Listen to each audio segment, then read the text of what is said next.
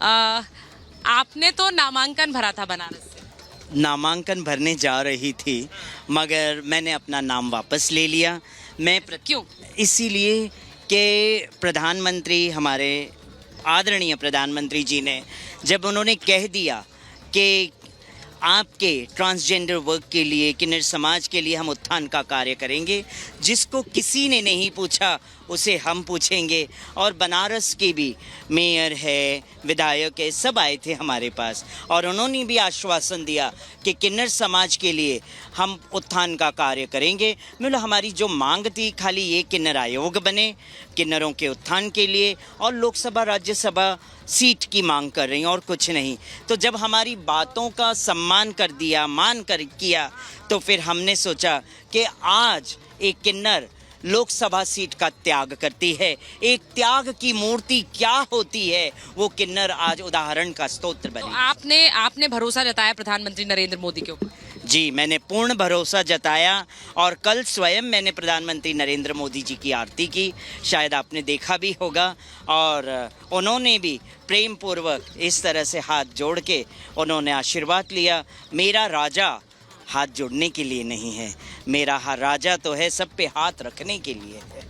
ये जो बात कह रही हैं कि हमारा राजा जो है सबका, सब पर सब लोग हाथ जोड़े उनके लिए और वो सबके साथ चले, वो अपना हाथ रखें, आप क्या सहमत हैं? एकदम 100% सहमत है। वाराणसी की जनता ने कल दिखा दी है। कम से कम 10 लाख लोगों की लहर थी। जिस तरह लग रहा था कि समुद्र में लहर आया है, उसी तरह बनारस की जनता अपनी सब कुछ छोड़ के अपने सांसद के पीछे, अपने माननीय प्रधानमंत्री के पीछे लहरा के दौड़ रही थी, उत्साह के साथ दौड़ रही थी। ये देखने योग्य था। हमें तो कहेंगे विश्व के सारे नेता को ये चीज़ देखना चाहिए, किस तरह जनता का सपोर्ट किसी नेता के लिए होता है। जनता का सपोर्ट किस नेता के लिए होता है? वो कह रहे हैं कि ये जनता का सपोर्ट सिर्फ बनारस के लिए है या फिर पूरे देश के लिए? पूरे देश के लिए है। पूरे देश के लिए है। आपको लग रहा है इस बार नरेंद्र मोदी वापस आ रहे हैं? बिल्कुल आएंगे। क्यों लगता है? क्यों? इन्होंने इतना अच्छा काम ही विपक्ष में आपका फेवरेट नेता कौन है? विपक्ष में कोई नहीं, नरेंद्र मोदी जी हमारे हैं बस। अच्छा, विपक्ष का कोई नेता पसंद ही नहीं है ना। अच्छा, ये हाँ, मैं जरा पूछ लेती हूँ। मैं इसलिए पूछ रही हूँ क्योंकि नरेंद्र मोदी एक तरह से जब यहाँ आते हैं तो वो एक स्टार की तरह यहाँ पर जब आते तो लोग उनको देखने के लिए टूट पड़ते हैं। विपक्ष में भी कोई नेता होगा आपके पसंद? Only Modi. Only Modi? Only Modi. कोई है ही नहीं है टक्कर में।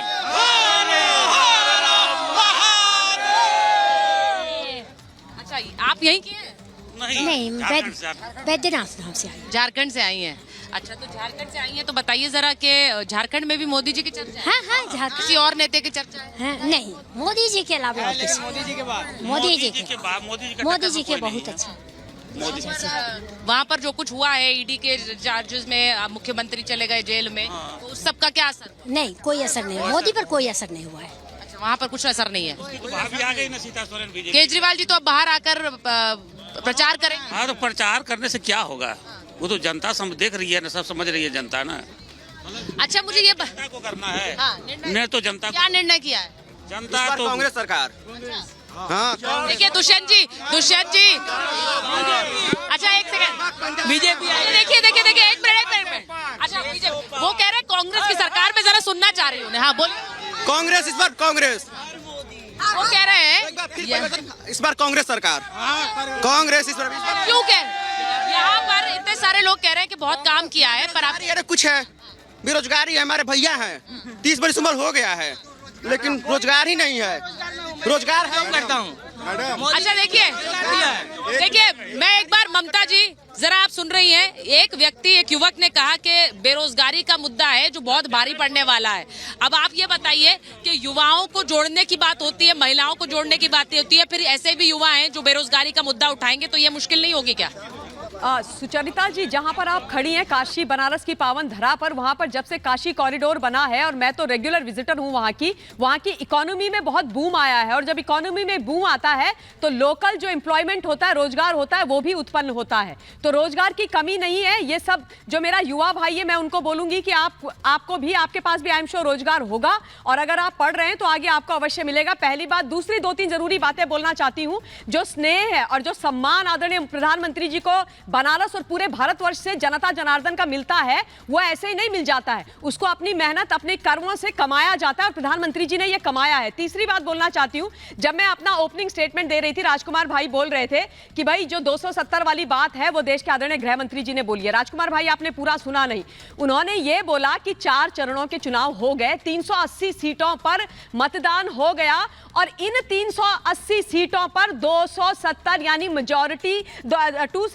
का जो मेजॉरिटी का जो मार्क है उसको ऑलरेडी हम क्रॉस कर चुके हैं।